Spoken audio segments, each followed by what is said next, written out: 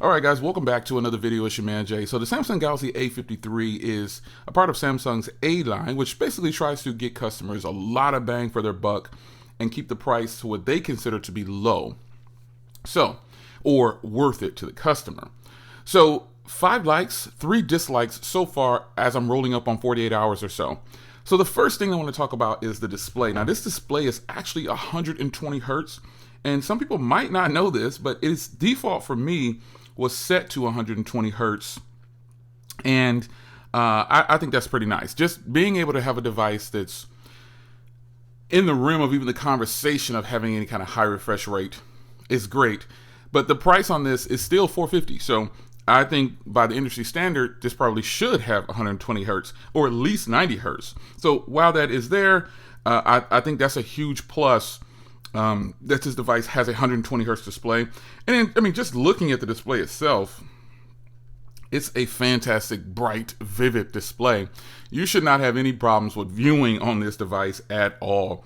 I mean, you generally should have a good experience with this device.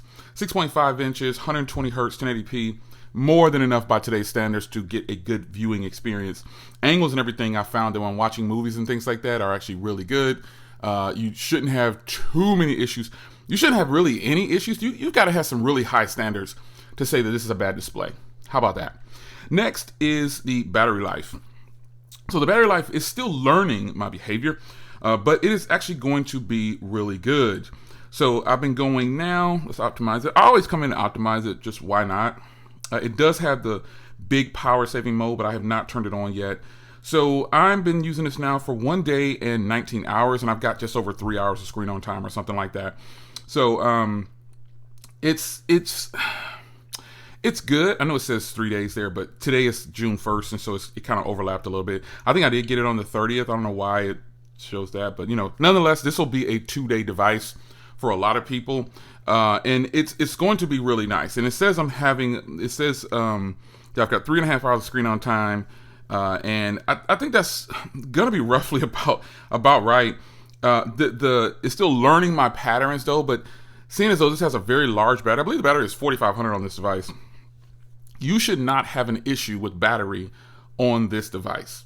Everybody uses their phones differently, and so I think that's what you should understand when you see me with 3.5 hours of battery life, 3.5 hours of screen on time. But to me, the more important thing is the standby time. That 3.5 hours is some phone calls and lots of social media. I'll talk about my experience with phone calls in just a minute. But I gotta say, the battery life on this thing should be fantastic based on those numbers. So let's just say I have a day where I'm a heavier user, where I've got 7 hours of screen on time. I'm still gonna make it more than a day with this device. More than a day with this device. So yeah. So one thing that a lot of people probably don't talk about, let me load it up here. I can load something up. I want to load up the speakers here. Videos here. Now let's do it. Let's do this one.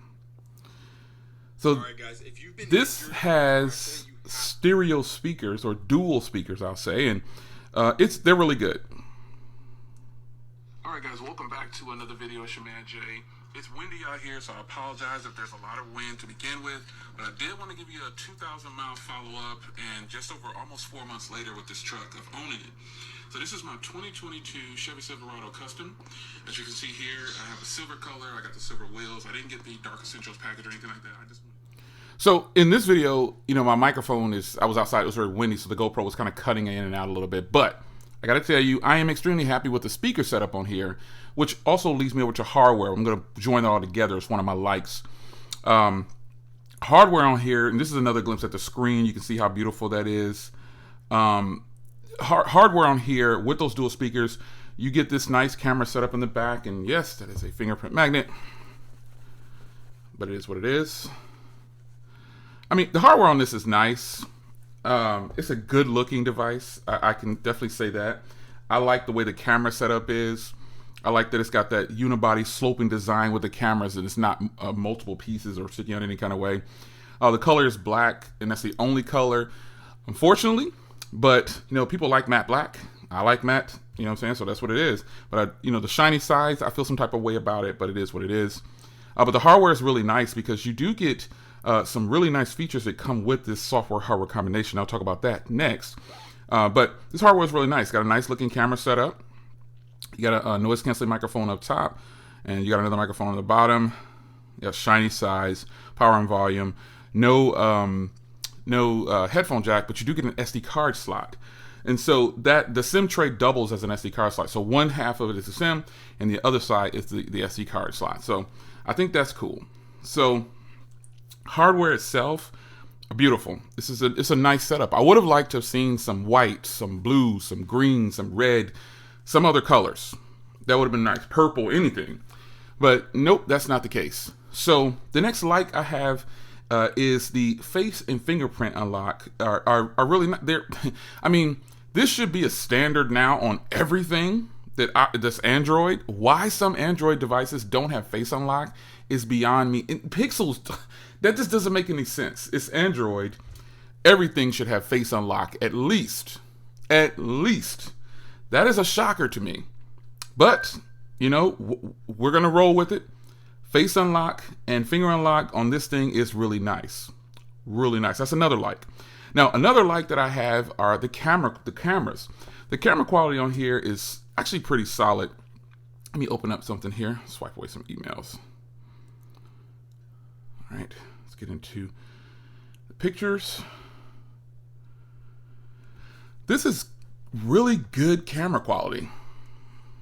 I mean, I'm showing it to you this way because I don't want to do all these overlays, but this is great. Taking the photos, it's really, really solid, folks. These are some great photos. And you look at that zoom pinching in on here. It's not getting really too distorted or anything either. As I go really far in on those houses, that's actually a pretty good photo. That's a great photo. And the cameras I like the most are the rear cameras. We'll talk about that in just a second, but the rear cameras on here to me are absolutely fantastic. I mean, they do extremely well under load. I mean, I thought the shutter time was a little bit slow, but I think the more I use it, I notice that, the phone is getting its groove. It's still learning me, so it's kind of getting a boost. It's picking itself up. It's getting itself going. So rear cameras for me, huge plus. Now, how about my first kind of sort of dislike? The performance of the device. Now, this is running an Exynos processor, which is actually a 5nm chip. Now, this is a dislike for now, but because I just got the phone. Let's just say I was being very picky here. Sometimes I just don't feel like it's fast enough. You know what I'm saying? Like, I'm used to fast phones, so I pick up a Ultra, and you just get used to things.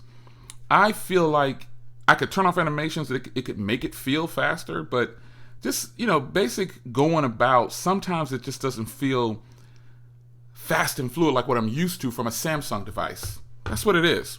Which leads me to another kind of a dislike is it, as I just stated, the software itself, it may be loaded with all the Samsung functionality of all the other Samsungs, but it just doesn't feel as buttery smooth. And I've got virtual RAM turned up to 6, and the phone comes with 6 gigs of RAM.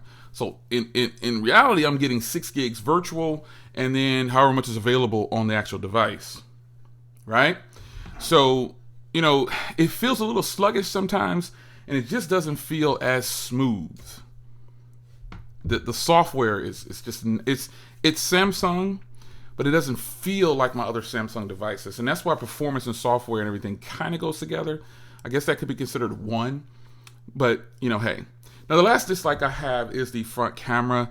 It's just not as good as I want it to be.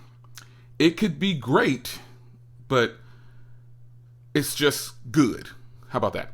It's not great, it's good. It has all the functionality of 4K, all those other things. It just doesn't feel like a Samsung 4K front camera.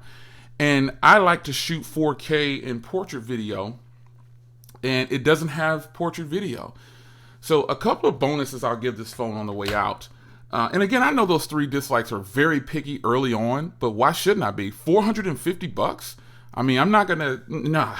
450 is a lot of money, folks. This is considered a, how could a 5 nanometer chip now be a mid-range phone? It just doesn't make any sense. I don't pay attention to any of the nonsense that other people talk about. I just get it and use it myself. That's what I recommend you do. This is a 5 nanometer chip. I want it to perform like a 5 nanometer chip. Simple. So, bonuses on the way out though. I will say that overall, this has been a fantastic experience. Very nice in my pocket, lightweight because it is plastic, and it's really nice. Now, I've tried this on a couple of different networks. I tried it, phone calls and everything on a couple different networks, and I like using it on Fezibo, which is the Verizon network. So T-Mobile is they have these great speeds and everything. However, when I need to make a phone call, I can't hear you. Your phone cut out. This is not gonna work. So in comes my Fezibo account where calls are super clear, no breaking up, no nothing. Now the flip side of that is the data speeds. They don't match T-Mobile's at all. So this is why I have 2 different accounts. But bonuses for this device, it is unlocked. You can get it on carriers, but I just suggest if you can get it. Okay, so if you're getting it on a carrier, obviously you want to get it on the carrier so you can get that big discount. And then you definitely probably won't critique it as much as I am. You know, paying full cost unlocked. It's sad that price dictates how people feel about phones, but I think a phone should feel the same no matter what the price is. Quote me on that. Word. Your phone can't be good because it's $29 and bad because it's $500. It needs to be, you need to dig into the software, and you need to really dig deep on what this phone is actually giving you and how you're using it. These critiques that I'm doing right now, they're going to change in 6 months. They're going to change in 2 months. I've only had the phone for 2 days, going on 3 days. So noticing these things up front, I'm telling you now, so when they improve, you're going to say, oh, Jay, I remember back in June when you was like, it's kind of sluggish. Software updates can fix everything. And the good thing is, this is up to date. It's on the same software as my Ultra.